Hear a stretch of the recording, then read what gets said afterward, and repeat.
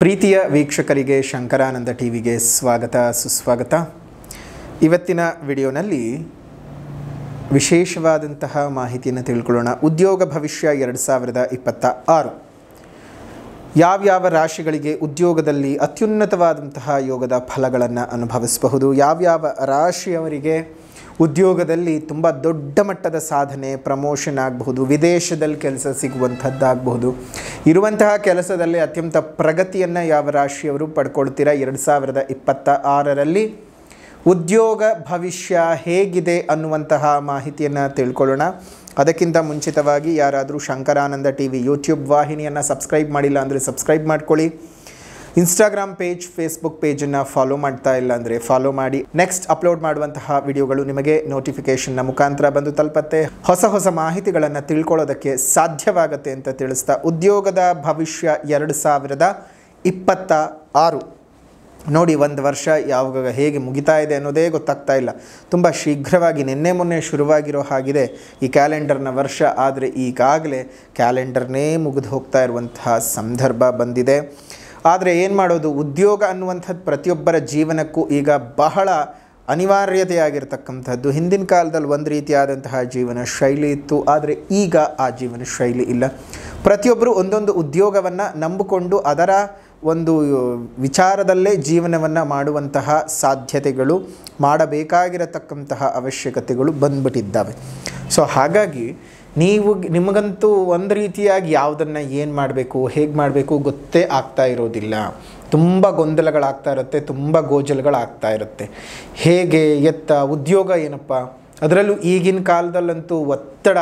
IT ಫೀಲ್ಡ್ನಲ್ಲಿ ಕೆಲಸ ಮಾಡೋರಿಗೆ ಮಾತ್ರ ಅಂತಲ್ಲ, ಪ್ರತಿಯೊಂದು ಫೀಲ್ಡ್ನಲ್ಲಿ ಒಂದು ಪೊಲೀಸ್ ಕೆಲಸ ಮಾಡ್ತಾ ಇರುವಂಥವ್ರಿಗಾಗಲಿ ಅಥವಾ ಒಂದು ಸಣ್ಣದು ಯಾವುದೋ ಒಂದು ಕೆಲಸ ಮಾಡ್ತಾ ಇರುವಂಥವ್ರಿಗಾಗಲಿ ಕೆಲಸ ಇದೆ ಅಂತಂದರೆ ಸಾಕು, ಮೇಲಧಿಕಾರಿಗಳ ಕಿರುಕುಳ ಆಗಬಹುದು, ಸಹೋದ್ಯೋಗಿಗಳ ಜೊತೆ ಒಂದಿಷ್ಟು ಜಂಜಾಟಗಳು, ಈ ಫೇವರಿಸಮ್ ಮಾಡ್ಕೊಳ್ಳುವಂಥದ್ದು, ಬಕೆಟ್ ಹಿಡಿಯೋದು, ಏನೇನೋ ಮಾಡಿಕೊಂಡು ಉದ್ಯೋಗದಲ್ಲಿ ಒಂದಲ್ಲ ಒಂದು ಸಮಸ್ಯೆಗಳನ್ನು ಪಾಪ ಎದುರಿಸ್ತಾ ಇರ್ತಾರೆ. ಆದರೆ 2026ರಲ್ಲಿ ಅತ್ಯಂತ ಅದೃಷ್ಟದಾಯಕವಾಗಿರತಕ್ಕಂತಹ ರಾಶಿಗಳು ಯಾವ್ದ್ಯಾವುದು ಅಂತ ನೋಡೋದಾಯಿತು ಅಂದರೆ, ಕಷ್ಟಪಟ್ಟು ಒಂದು ಸೈಟನ್ನಂತೂ ಕೊಂಡ್ಕೊಂಡಿದ್ದಾಯಿತು, ಇನ್ನು ಮನೆ ಕಟ್ಸೋದೊಂದೇ ಬಾಕಿ. ಲೇಬರ್ನ ಎಲ್ಲಿಂದ ಕರ್ಕೊಂಡು ಬರಬೇಕು, ಪಾಯದ ಕಲ್ಲುಗಳನ್ನು ಎಲ್ಲಿಂದ ತಂದು ಹಾಕಬೇಕು, ಮರಳನ್ನು ಯಾವ ಕಂಪನಿಯಿಂದ ತರಿಸಬೇಕು, ಸಿಮೆಂಟ್ ಅಂತೂ ಈಗ ಪೂರ್ಥ ಕಲಬೆರಕೆ ಆಗಿ ಕೂತಿದೆ. ಯಾರನ್ನು ನಂಬಬೇಕು, ಯಾರನ್ನು ಬಿಡಬೇಕು ಅನ್ನುವಂತಹ ಗೊಂದಲದಲ್ಲಿ ನೀವಿದ್ದೀರಾ? ಮನೆ ಕಟ್ಸೋಕ್ಕೋಸ್ಕರ ಒದ್ದಾಡಿ ಆ ಕಂಪನಿ ಈ ಕಂಪನಿ, ಅವ್ರ ಕೊಟೇಶನ್ನು ಇವ್ರ ಕೊಟೇಶನ್ ಅಂತ ಎಲ್ಲ ನೋಡಿ ತಲೆ ಕೆಟ್ಟು ಹೋಗಿದ್ಯಾ? ಖಂಡಿತ ತಲೆ ಕೆಡಿಸ್ಕೊಳ್ಳುವಂಥ ಅವಶ್ಯಕತೆಯೇ ಇಲ್ಲ. ನಿಮ್ಮ ಕೈಗೆಟಕುವ ದರದಲ್ಲಿ ಅತಿ ಗುಣಮಟ್ಟವನ್ನು ಹೊಂದಿರುವಂತಹ ಎಲ್ಲ ಉಪಕರಣಗಳನ್ನು ಉಪಯೋಗಿಸಿ ನಿಮ್ಮ ಕನಸಿನ ಮನೆಯನ್ನು ಕಟ್ಟಿ ನಿಮ್ಮ ಕೈಗೆ ಕೊಡ್ತಾರೆ. ಪಾಯದಿಂದ ಹಿಡಿದು ಗೃಹ ಪ್ರವೇಶದವರೆಗೂ ಬೇಕಾಗಿರುವಂತಹ ಸಕಲ ಸೌಲಭ್ಯವನ್ನು ಇದೊಂದೇ ಕಂಪನಿಯವರು ಒಂದೇ ರೂಫಿನ ಕೆಳಗಡೆ ನಿಮಗೆ ಒದಗಿಸ್ತಾ ಇದ್ದಾರೆ. ಆಶ್ಚರ್ಯ ಆಗ್ತಿದೆ ಅಲ್ವಾ? ಏನಪ್ಪ, ಪಾಯದಿಂದ ಹಿಡಿದು ಆರ್ಕಿಟೆಕ್ಟ್ ವಿಚಾರ ಆಗಿರಬಹುದು, ಫರ್ನಿಚರ್ ವಿಚಾರ ಆಗಬಹುದು, ಎಲ್ಲನೂ ನಮ್ಗೆ ಇದು ಮಾಡಿಕೊಡ್ತಾ ಇದ್ದಾರೆ. ಯಾರು ಕಂಪನಿ ಎಲ್ಲಿದೆ ಅಂತ ಕೇಳ್ತಾ ಇದ್ದೀರಾ? ನಮ್ಮ ಬೆಂಗಳೂರಿನ ರಾಜಾಜಿನಗರದಲ್ಲಿರುವಂತಹ KMI ಕನ್ಸ್ಟ್ರಕ್ಷನ್ಸ್ ಕಂಪನಿಯವರು ಒಂದೇ ಸೂರಿನ ಅಡಿಯಲ್ಲಿ ನಿಮ್ಮ ಕನಸಿನ ಮನೆಯನ್ನು ಸಿದ್ಧ ಮಾಡಿಕೊಡ್ತಾರೆ. ಇನ್ನಷ್ಟು ಹೆಚ್ಚಿನ ಮಾಹಿತಿಗಳು ಬೇಕಾದರೆ ಇಲ್ಲೇ ಇರುವಂತಹ ಫೋನ್ ನಂಬರ್ಗೆ ಫೋನ್ ಮಾಡಿ, ನಿಮಗೆಲ್ಲ ಮಾಹಿತಿ ಸಿಗುತ್ತೆ. ಮೊದಲನೇದಾಗಿ ಉದ್ಯೋಗಕ್ಕೆ ಸಂಬಂಧಪಟ್ಟ ಹಾಗೆ ನೋಡೋದಾಯಿತು ಅಂತ ಹೇಳಿದ್ರೆ, ಮೇಷರಾಶಿಯವರಿಗೆ ಈ ವರ್ಷ ನೀವು ಅಂದುಕೊಂಡಂತಹ ಉದ್ಯೋಗಗಳು ಸಿಗತಕ್ಕಂತಹದ್ದು, ನಿಮ್ಮ ಕೆಲಸಗಳಲ್ಲಿ ತುಂಬ ಚೆನ್ನಾಗಿ ಅಭಿವೃದ್ಧಿ ಆಗ್ತಕ್ಕಂಥದ್ದು, ವಿದೇಶಯಾನದ ಯೋಗ ಸಿಗ್ತಕ್ಕಂಥದ್ದು, ಮಾಡುವಂತಹ ಕೆಲಸ ಕಾರ್ಯಗಳಲ್ಲಿ ಅಪಾರ ಪ್ರಗತಿಯನ್ನು ಪಡ್ಕೋತೀರಿ. ತುಂಬ ವರ್ಷಗಳಿಂದ ನಿಮಗೆ ಒಂದು ಪ್ರಮೋಷನ್ ಸಿಗ್ತಾ ಇಲ್ಲ, ಇನ್ಕ್ರಿಮೆಂಟ್ ಸಿಗ್ತಾ ಇಲ್ಲ ಅಂತಂದರೆ ಇವತ್ತಿನ ಒಂದು ಕಾಲಘಟ್ಟಕ್ಕೆ ನಿಮಗೆಲ್ಲ ಸಹ ಅನುಕೂಲ ಆಗ್ತಕ್ಕಂಥದ್ದು. ಒಳ್ಳೆಯ ಏಳಿಗೆಯನ್ನು ಮೇಷರಾಶಿಯವರು ಪಡ್ಕೋತೀರಾ. ನಿಮ್ಮೆಲ್ಲ ಕನಸುಗಳು ಉದ್ಯೋಗದ ರೀತಿಯಲ್ಲಿ ಸಾಕಾರವಾಗ್ತಕ್ಕಂತಹದ್ದು ಆಗುತ್ತೆ. ಅದರಲ್ಲೂ ಮೇ ನಂತರದಲ್ಲಂತೂ ಉಚ್ಚಂಗತ ಗುರುವಿನ ಪ್ರಭಾವವು ನಿಮ್ಮ ಕರ್ಮಸ್ಥಾನದ ಮೇಲೆ ಬರುವುದರಿಂದಾಗಿ ಒಳ್ಳೆ ರೀತಿಯಾಗಿರ್ತಕ್ಕಂತಹ ಪ್ರಭಾವಗಳನ್ನು ಮೇ ತಿಂಗಳ ನಂತರದಲ್ಲಿ ಮೇಷರಾಶಿಯವರು ಪಡ್ಕೋತೀರಿ. 2026 ನಿಮ್ಮ ಉದ್ಯೋಗದ ವಿಚಾರದಲ್ಲಿ ಬದಲಾವಣೆಯ ಮಹಾಪರ್ವ ಅಂತಲೇ ಹೇಳಬಹುದು. ಅಷ್ಟು ಚೆನ್ನಾಗಿರ್ತಕ್ಕಂತಹ ಯೋಗ ಫಲವನ್ನು ಮೇಷರಾಶಿಯವರು ಅನುಭವಿಸ್ತೀರಿ. ಅದಾದ ನಂತರ ಎರಡನೆಯದ್ದಾಗಿ ಬರ್ತಕ್ಕಂತಹದ್ದು ಮಿಥುನ ರಾಶಿ. ಮಿಥುನ ರಾಶಿನಲ್ಲಿ ಹುಟ್ಟಿರ್ತಕ್ಕಂಥವರಿಗೆ ಈ ಒಂದು ಶುಭ ಸಂದರ್ಭದಲ್ಲಿ 2026ರಲ್ಲಿ ನಿಮ್ಮೆಲ್ಲರಿಗೂ ಸಹ ಉದ್ಯೋಗದಲ್ಲಿ ಮಹಾ ಬದಲಾವಣೆಗಳು ಕಾಣತಕ್ಕಂತಹದ್ದು, ಕನಸುಗಳು ಈಡೇರ್ತಕ್ಕಂಥದ್ದು, ಒಳ್ಳೆ ರೀತಿಯ ಫಲಾನುಫಲಗಳನ್ನು ಅನುಭವಿಸತಕ್ಕಂತಹದ್ದು ಆಗತ್ತೆ. ಕೆಲಸವಿಲ್ಲದೆ ಒದ್ದಾಡ್ತಾ ಇದ್ದಂಥವ್ರಿಗೆ ದಿಢೀರಂತ ನಿಮ್ಮ ಒಂದು ಕಲ್ಪನೆಗೂ ಮೀರಿದಂತಹ ಉದ್ಯೋಗ ಸಿಗತಕ್ಕಂಥದ್ದು ಆಗತ್ತೆ. ಅದಾದ ನಂತರದಲ್ಲಿ ಕನ್ಯಾ ರಾಶಿ. ಕನ್ಯಾ ರಾಶಿಯವರಿಗಂತೂ ಈ ಒಂದು ವರ್ಷ ಕೆಲಸ ಅಂತ ನೀವು ಅಲದಾಟ ಮಾಡೋದೇ ಬೇಡ. ಎಲ್ಲರಿಗೂ ಕೆಲಸ ಸಿಗೋದು ಕಷ್ಟ. ಆದರೆ ನಿಮಗೆ ಯಾವ ಕೆಲಸ ಮಾಡ್ಕೋಬೇಕು ಅಂತ ಗೊತ್ತಾಗದೆ ಕನ್ಫ್ಯೂಷನ್ ಮಾಡ್ಕೊಳ್ಳುವಂಥ ಒಂದು ಕಾಲಘಟ್ಟಕ್ಕೆ ಕನ್ಯಾ ರಾಶಿಯವರು ಬರ್ತೀರಿ. ಅಂತಹ ಮುಖ್ಯವಾಗಿರ್ತಕ್ಕಂತಹ ಮಹಾ ಬದಲಾವಣೆ ಈ ಒಂದು ರಾಶಿಯವರಿಗೆ ಇದೆ. ಸೊ ತುಂಬ ಚೆನ್ನಾಗಿದೆ ಅಂತಲೇ ಹೇಳಬಹುದು ನಮ್ಮ ಈ ಒಂದು ಕನ್ಯಾ ರಾಶಿಯವರಿಗೆ. ವೃಶ್ಚಿಕ ರಾಶಿ. ಅದಾದ ನಂತರ ವೃಶ್ಚಿಕ ರಾಶಿಯವರಿಗೆ ನೀವು ಕೆಲಸಗಳಲ್ಲದೆ ಒದ್ದಾಡಿ ಕಣ್ಣಲ್ಲಿ ನೀರು ಹಾಕ್ತಾ ಇದ್ದ ಕಾಲ ಮುಗೀತು.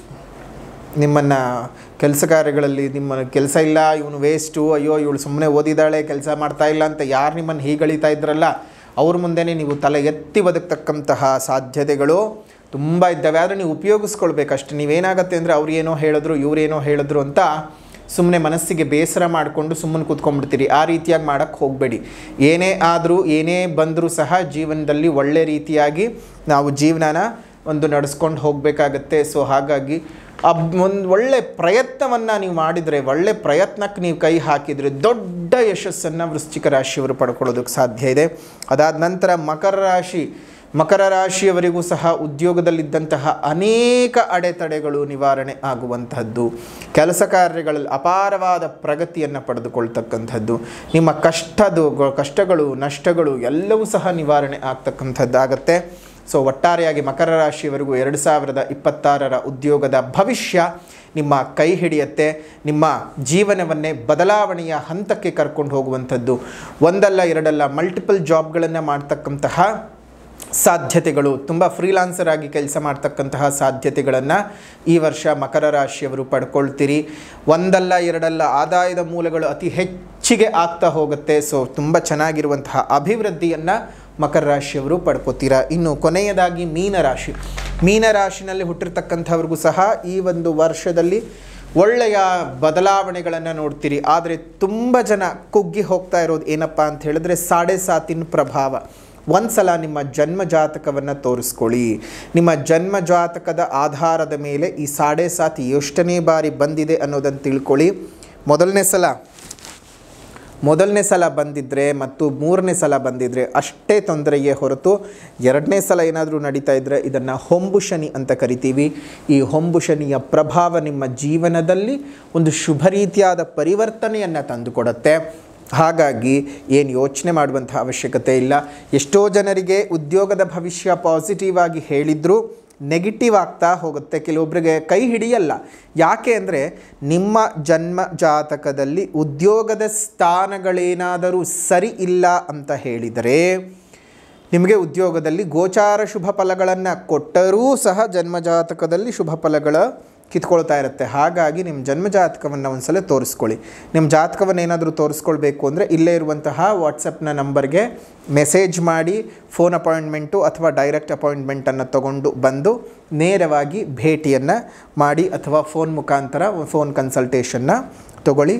ಎಲ್ಲವೂ ಸಹ ಒಳ್ಳೆಯದು ಆಗಲಿ ಅಂತ ಹೇಳ್ತಾ ನಿಮ್ಮ ಬದುಕಿನಲ್ಲಿರುವಂತಹ ಸಮಸ್ಯೆಗಳನ್ನು ತೀರಿಸಿಕೊಳ್ಳೋದಕ್ಕೆ ಅಂತಲೇ ಅಮಾವಾಸ್ಯೆಯ ಪರ್ವಕಾಲದಂದು ನೋಡಿ, ಇದೇ 2000 ಕ್ಯಾಲೆಂಡರ್ನ ವರ್ಷದ ಕೊನೆಯ ತಿಂಗಳಾದ ಡಿಸೆಂಬರ್ ತಿಂಗಳ ಅಮಾವಾಸ್ಯೆ ಎಂದು ಮಾಡುವಂತಹ ಸರ್ವ ಕಾರ್ಯ ಸಿದ್ಧಿ ಮೂಲಿಕಾ ತಾಯಿತವನ್ನು ನಿಮ್ಮ ದೇಹದಲ್ಲಿ ಧರಿಸ್ಕೊಳ್ಳಿ.